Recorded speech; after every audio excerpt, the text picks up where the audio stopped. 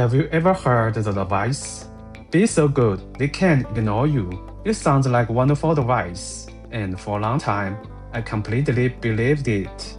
I thought if I just worked hard in secret and perfected my product, people would naturally find me. But recently, I've realized something different. Just being good isn't always enough.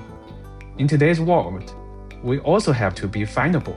I used to hesitate to share my work because it wasn't perfect yet. But lately, I've tried a new approach, sharing my everyday process, even the messy parts. Today, I'd love to share a few gentle lessons from Austin Kleon's amazing book, Show Your Work.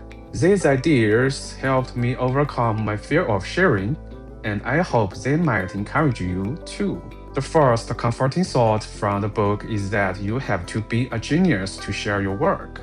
Many of us believe in lone genius myth, the idea that great creators work in total isolation. But the truth is, great ideas often come from what the book calls seniors. This means creativity is an ecology, a community where people share, copy, and learn from each other. You don't need to be seasoned expert to contribute. Sometimes, being an amateur is an advantage because amateurs are open-minded and willing to try new things without fear. The second idea is to think about the process, not just the product. Traditionally, we are taught to keep our work secret until the masterpiece is finished. But people are naturally curious. They really do want to see how the sausage gets made.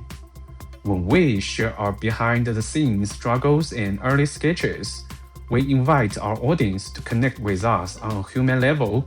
Rule number 3 is about the power of small daily steps. We often put pressure on ourselves to achieve an overnight success, but that is usually a myth. Instead of waiting months to share a massive project, we can just share something small every day, like a daily dispatch. This creates a steady flow of updates.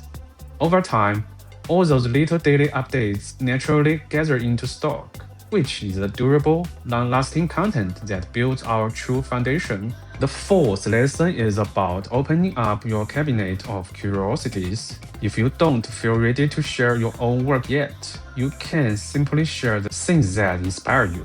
The books you read, the music you love, and the people you admire all shape who you are. Sharing your taste helps others understand your unique perspective.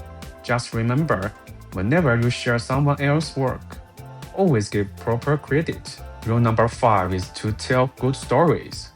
We might hope that our work speaks for itself, but often it needs a little help. People want to know where things came from and who made them. The context we provide can deeply change how people value what we do. By sharing the past, present, and future of a project, we invite our audience to become part of our journey. Rule number 6 really changed my perspective. Teach what you know. It is completely natural to worry that sharing our trade secrets might create competition, but teaching actually adds equitable value to our work. For example, the famous Franklin Barbecue in Texas shared their exact smoking technologies online, and their business only grew more popular.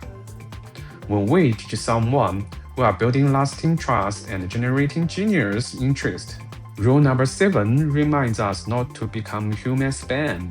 We all know the feeling of meeting someone who only wants to talk about themselves and never listen.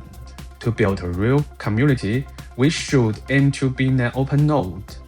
This means being a connector, listening carefully, and celebrating the work of others. If we want to be interesting to others, it really helps to be interested in them first. Rule number 8 is about learning to take a punch. When we put our hearts into the world, we will eventually face criticism. It can be scary, but experiencing a little criticism helps us realize it's not the end of the world. The secret is to remember that our work is something we do, not entirely who we are. And if we meet people who only want to spread negativity, we can gracefully ignore them and protect our peace. Rule number 9 addresses the idea of selling out.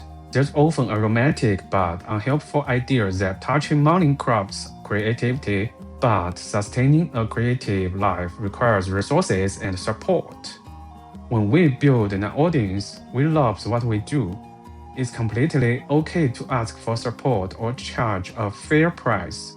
And one of the quietest, most effective ways to stay connected with those supporters is simply by keeping an email mailing list. Finally, rule number 10 is to just stick around. Every journey has its seasons of ups and downs. Often, the people who succeed are simply the ones who didn't quit too early. We can keep our momentum by letting the end of one project inspire the beginning of the next. And when we feel tired, taking a step back for a break or sabbatical is essential to recharge our minds. Every time we finish something, we have the beautiful opportunity to become a beginner all over again. At its core, sharing our work is simply an act of generosity. It doesn't have to be perfect. We just ask ourselves, is this helpful or interesting to someone else? I am still learning how to do this every single day. What is one small, imperfect part of your process you could share today? Let me know in the comments.